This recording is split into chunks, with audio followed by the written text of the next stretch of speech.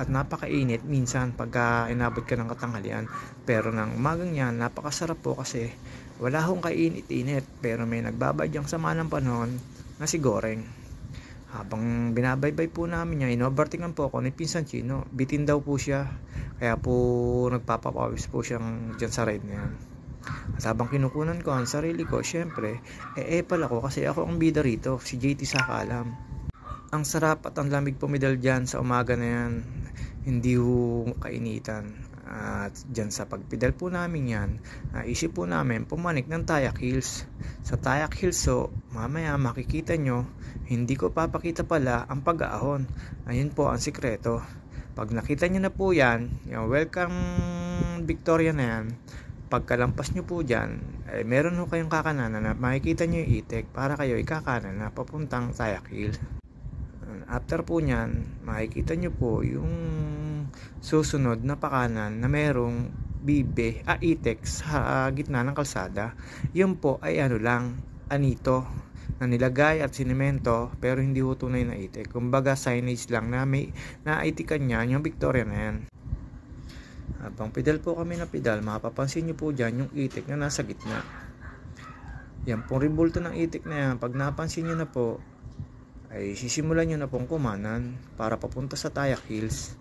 Diyan po, ayan, makikita nyo na po. Diyan po kayo kakanan para makapunta kayo ng Tayak Hills. Yan, daan na hong yan ay papuntang Dayap, papuntang Nagkarlan. Diyan po kami dumaan para mababa ang ahon. At pag nalampasan nyo na po yon, kakaliwa ho kayo, papanik na ng Nagkarlan. Diyan po yung kalsada na yan, napakalapad. Diyan na po nagsisimula ang pag-ambon, ang pagpatak ni Goreng. Pero napakasarap po naman rumide. Rain or shine po ang ginawa namin dyan. Habang pumapanik na po kami, nagmaganit na po yan. Pero napakababa pa po niyan. Yan pong inaahon namin yan ay hindi naman po gaano kataasan. At napakasarap po dyan mag-ride kasi napakahaba na at napakalapad ng kalsada.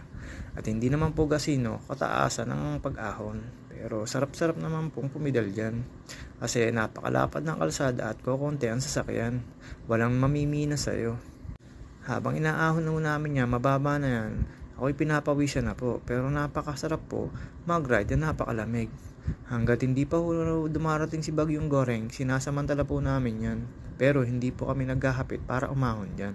Basta basic lang, 1-2 lang po ang aming pagpidal yan. At naiwan po ako ng dalawa dyan.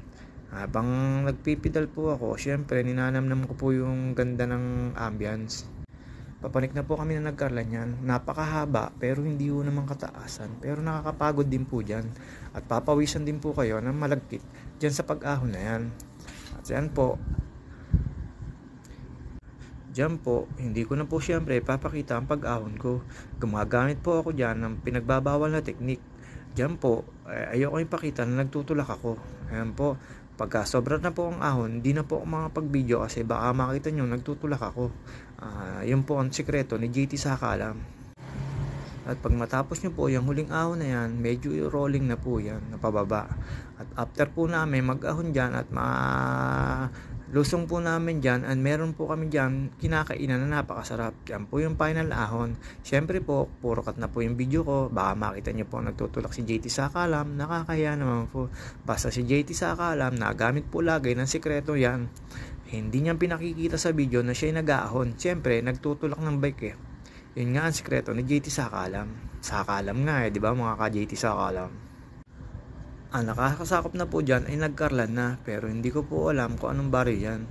Syempre po, hindi ko naman pumanahan kung anong baryo. At dyan po kami tumigil para kumain at mag-almusal.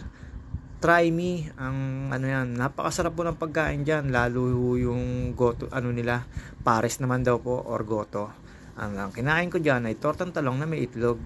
At after po namin kumain, syempre, sinubukan na ho namin rumide out.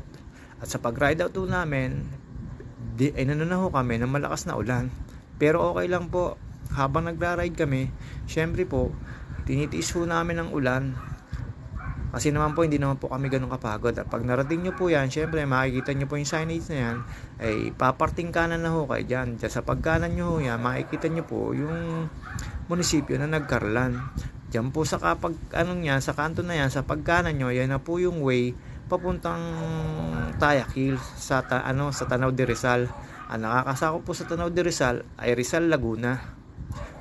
Ayan po, kumana na po kami dyan para makita nyo po ang daan. Syempre, dyan po dyan, at makikita nyo po yung munisipyo ng Nagcarlan.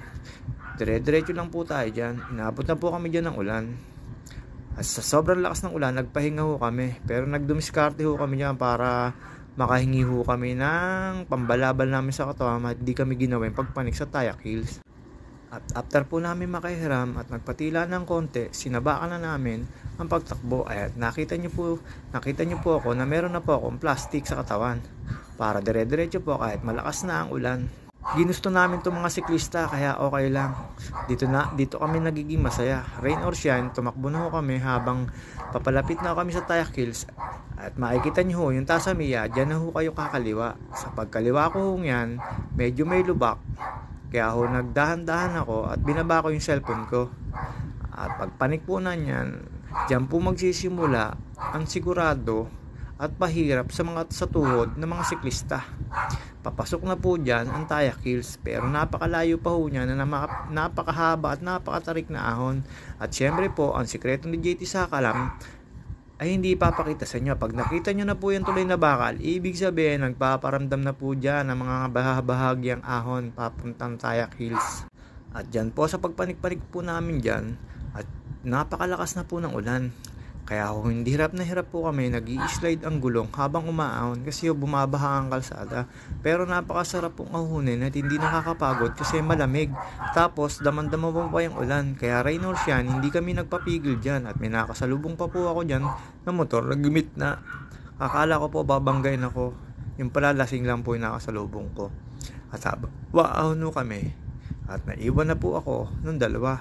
At dyan po hindi ko pa papakakita na ako'y nag-aahon. Siyempre, ang sekreto ni JT Sakalam, pagtutulak sa bike, hindi ipapakita. Ay papakita lang ay yung pag-ahon na mababa. At pag mataas na, at siyempre po, ayan po, nagpapahinga na po ako dyan. Habang nagpapahinga ako dyan, kinunan ko ng video, ang last na ahon. Dyan, siyempre, hindi ko po papakita talaga na ako'y nag-aahon. Pero, nangana po ako dyan. Sobrang huling ahon na yan ay napakatarik po. At pag narating nyo po yung gate na yan, ibig sabihin, tapos na po kayo mag-ahon, nasa Tanaw de Rizal na po kayo. Ang sarap na po ng feelings yan. Pero po hindi ho natin makikita yung ganda at ng view kasi napakarami pong pag sa taas. At dyan po, makikita nyo po, panay ang video ko. Siyempre po, feeling po ako dyan. At makikita nyo na po ang arko. Dyan sa arko na yan, meron kami nakasabay na siklista. Siyempre ho, ang sarap-sarap po sa katawan at sa feelings na natapos mo. At dyan po, siyempre, pinakita ko po yung sarili ko at pinakita ko sa inyo na mapag. Pero kahit umapag, papanik po kami dyan sa taas. Siyempre, nandiyan ka na naman bakit hindi mo papapagodin